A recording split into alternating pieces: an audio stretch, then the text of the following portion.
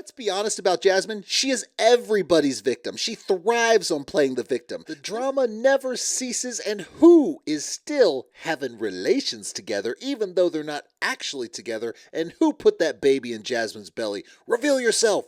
But we'll get to all that. Make sure you comment, like, subscribe, hit the bell for notifications, share with your friends, and if you want to support the channel, drop a super thanks. I definitely appreciate all the support. Y'all are amazing, but let's get right to it because it's a tell-all again that they want to draw out. Now, I will point out that this tell-all is much more entertaining than the one for before the 90 days that we had before, which was kind of just bleh. And I mean, everyone's here for the drama. Let's be real. Not many people are left hoping that the love works out because it's all produced, but it's still entertaining. So let's get right to it. With this second guy, how far did it go? Second guy, of course, Julia still has past things coming to revelations. Are we kissing? You know that there was more than that. This is the second guy, and she reveals the time frame, and it's interesting. So did this happen about the same time? Yeah.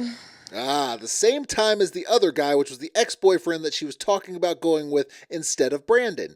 Interesting. It's almost like she just didn't care and was just messing around with any guy that came across her way.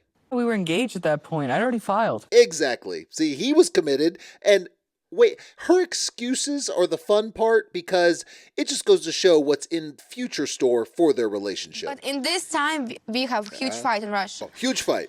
And he left, and we stopped speaking for a while. And I thinking we done, but he thinking we just have little. Okay, see, this. She is looking for an excuse. This is not about what she thought. She didn't think he walked away. They had this little fight and he was just done. I'm not coming back ever. She knows, she's used this as an excuse several times. She knows damn well that they had a fight and they needed some space. She used that as an excuse to go and make out with and mess around with whatever guy she could. And if you don't think she was actually sleeping with these guys, then again, somebody needs to sell you a bridge because, good Lord, she clearly was doing more. She's admitting to the minimal of what she can. At that point, you really just didn't know whether the K1 process was going to, go through. So move forward and recommit your love. Okay, this is true. However, to be so reasonable and just say, basically, it doesn't matter that these revelations are coming to light about the things she did in the past that he didn't know about, I hate to break it to you, it's fresh now. It doesn't matter if it happened years ago.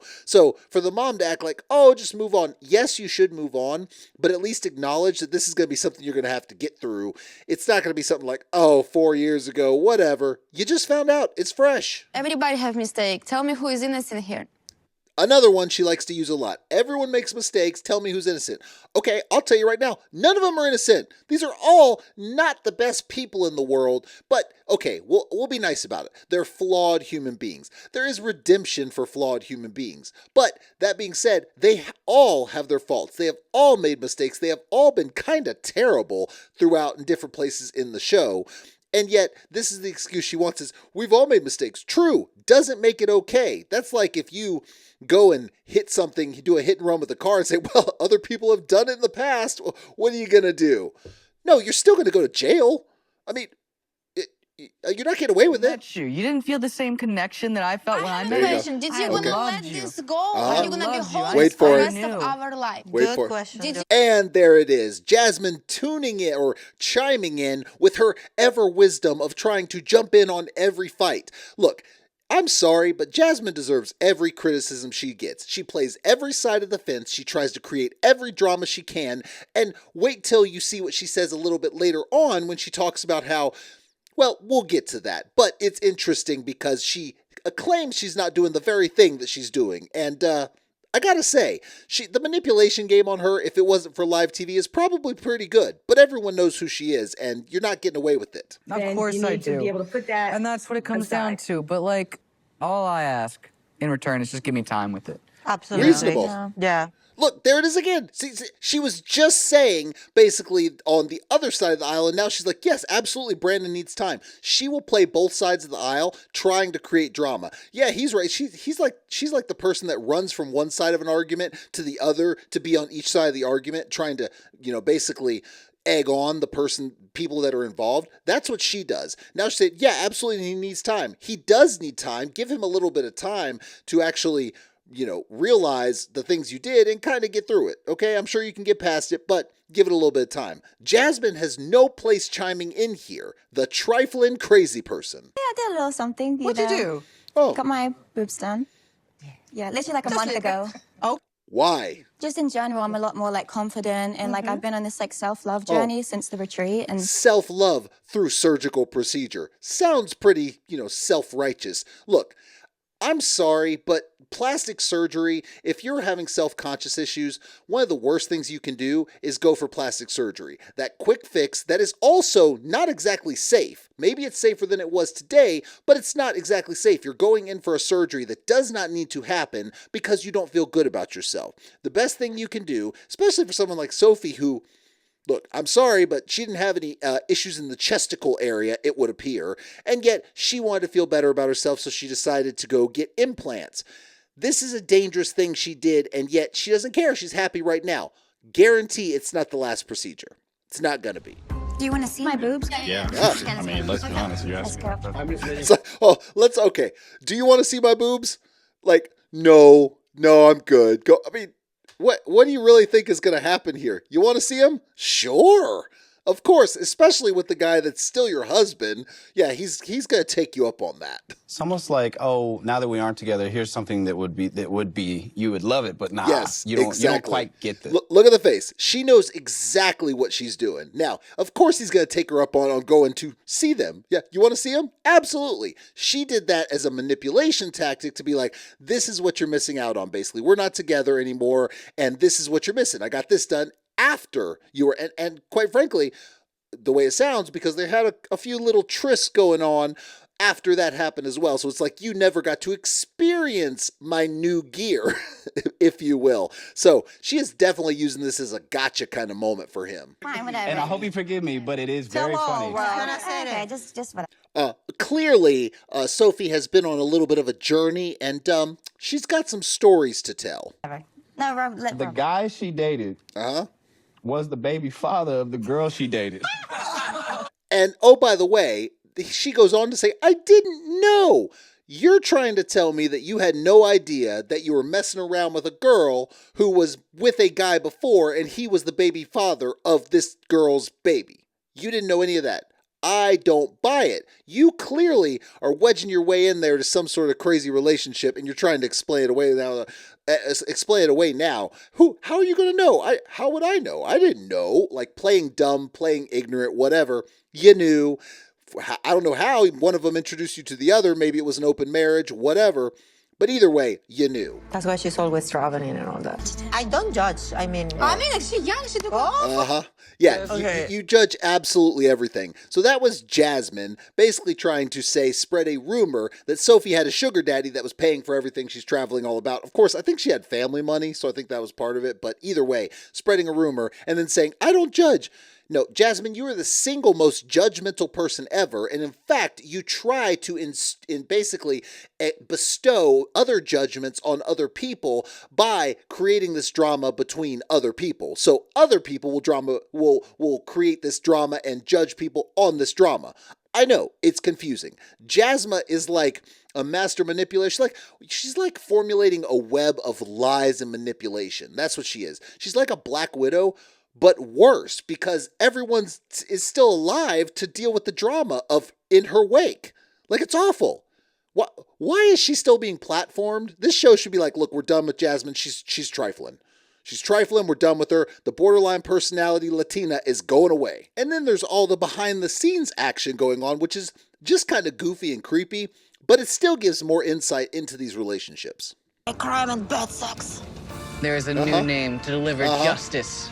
It's a new name delivered to justice. And what is it? Sex woman. Okay, so she's sex woman, but it's not really sex. It's like anti-sex woman because she uses sex as a manipulation tactic in her marriage.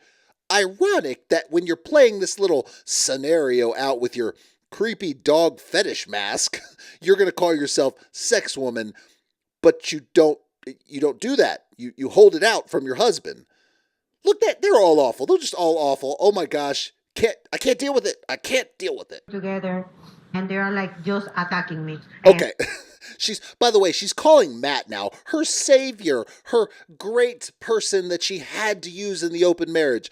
Good choice. He's a loser. But regardless, I mean, y'all, loser plus loser equals loser plus, I guess. Super loser. Super loser. Together, the couple makes super loser. Either way, she calls him to vent and say, all the guys are sitting together, played out by the show, and they're all attacking me. No, they're not. Rob said some things that were true about you, and you couldn't take it, which is hilarious. So now she's trying to basically lie to Matt. Rob calling me whore, prostitute, slut. You kind of deserved it. What? Calling my baby like a bastard, mother. I don't remember those words, and I disagree with Rob on how he went in on the baby. Like, that wasn't... You don't need to bring the baby into this, but a lot of what Rob said was true, and he had a lot of good points, and she deserved to hear it. Who even said that weirdo, dude? It's not a great person. No. Not a great person, says Matt, the person that was willing to come into an open marriage. Clearly, Gino was being pushed into a corner about it, but yet you're willing to do that because you're trying to get some. And, you know, I'm going to go willing to say, Matt, that you're probably a piece of garbage human being douchebag man. I'm sorry, not a man-child in a man's body. That's all you are. And listen, it's okay. It's okay. We can't all be mature. Some of us have to be man-children to be educated by the real men in the world. I knew that a lot of people were gonna attack me and accuse me of cheating. I knew they were going to attack me and accuse me of cheating. Look, you can call it whatever the hell you want. You can call it your ethical non-monogamy. You can do that stupid buzzword that your non-therapist piece of crap lady gave you. But guess what? Let's be honest about it. You're a cheater. You're always going to be a cheater. You were cheating on Gino before. And listen, Gino probably was messing around too. So I'm not cutting him any slack on this. That wouldn't shock me. But stop trying to act like you're the victim in this and you're some kind of innocent. I'm not playing the victim. I'm not going to be anybody's bitch. I'm nobody's victim. Is that true? Them all. Oh, is that right? Let's be honest about Jasmine. She is everybody's victim. She thrives on playing the victim. This is the most textbook case of borderline I think I've ever seen. She thrives on manipulation. Her relationships don't last because she blows them up for no reason. And it's just the drama. Always something with her. Always playing the victim. So her trying to claim that she is the only one not playing the victim is laughable. It's so funny. I can't laugh. I can't laugh. So her, like, the therapy helped her, you know? So for me, the therapy helped. You think the therapy did not help you at all? At least he's being honest. I did it for her, so I don't believe... I don't believe in therapists, and maybe he doesn't believe in therapists altogether. But, you know, when we're talking about in the context of the show, the therapists weren't anything. There was the hypnotherapist. There was the guy who didn't do anything. There was the lady who was advocating for ethical non-monogamy. And then there was the other lady who just kind of chilled in the corner. The lady that was with the blonde hair that kind of chilled in the corner was the only one that I think that said licensed professional counselor under her name, which is a certification. But if you are actually licensed, I don't buy it. I don't buy that you're actually doing the things you are supposed to as a counselor. This whole therapy setup was BS. There was nothing real to it, and you did more harm than good. So good for Florian for calling that out, because that's exactly what it was. Nothing. Not helping. Oh, okay, she's not initiating. Oh, here we go. Oh, it's so hard to talk about. Not a tear in sight, but it's so hard to talk about. I can't even stand it. Like she's trying so hard. She is squeezing her eyelids so hard she can't make it work. Look at that. Still, no, they cut away for a second. They're like, all right, if we cut away for a second, maybe there'll be tears. Still no tears. Listen, you may need a few acting lessons before you go on the road with this show, but sorry, not buying the crying. I'm just going to be honest and real. I'm going through menopause. Okay. Awful. Emotional time. That's rough. That is. But why are you trying to put on a show for something that is already a rough time and trying to make it seem like you're more emotional than you actually are? Here we go again. Round two. What? Round two. It's kind of hard to talk about. And there it is. Look, you know, you can have tough times in life, but you don't have to, it can be tough for you without having to pretend to cry. You could say I'm going through a tough time and not try to squeeze out a tear to make it look more emotional than you are. Why are you trying to play for the camera so much? Just be real. For what, you've been in this show for long enough. Just be real for once. Instead, you're too caught up on trying to keep that 90-Day Fiancé paycheck money, so you're trying to milk the cameras. but it just comes off as fake. People are laughing at you. I mean, there's no one like really feeling for you. They're laughing at you because it all looks like you're trying to play the audience.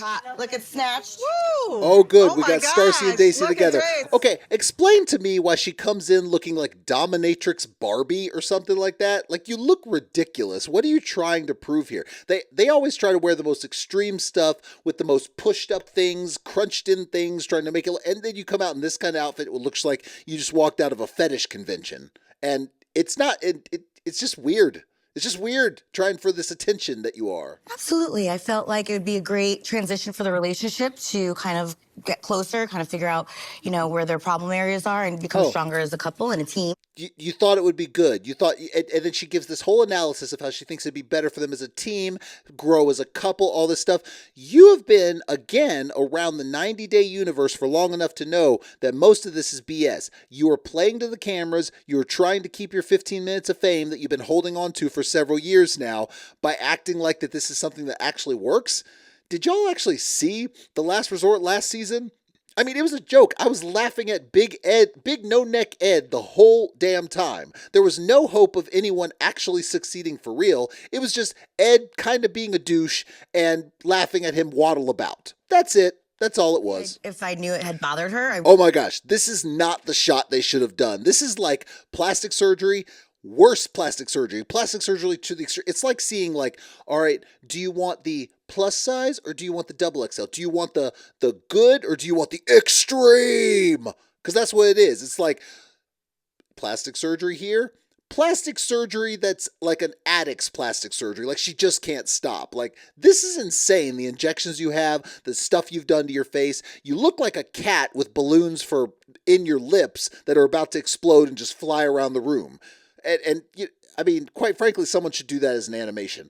Maybe I'll learn how to do things like that because we should definitely see that here because this is like a cautionary tale for plastic surgery if you see this picture. This was poor planning on like the production staff. Although maybe they want people to just make fun of them and that's kind of what they want going on. But they don't even care because they want their 15 minutes. It's just hilarious that they would choose to put this side by side. Bad choice. Yeah. Georgie looks like he's like high and trying to hold in a fart. Like poor guy looks like he's just ready. Yeah, he's just ready to let it go. That's between them. He's like, I don't want to answer. He's the one, by the way, that brought up that there were these two girls that were looking for Florian while they were at this last resort. So he clearly was trying to formulate some drama himself, but now he's trying to be like, that's between them if she should trust him or not. The reality is there's a bunch of issues that are not going to get solved overnight, and if they go to some kind of crazy hypnotherapist, it ain't going to get solved, just like at the last resort. And the people that surround them are not helping. It's destined to fail. The question is, how long?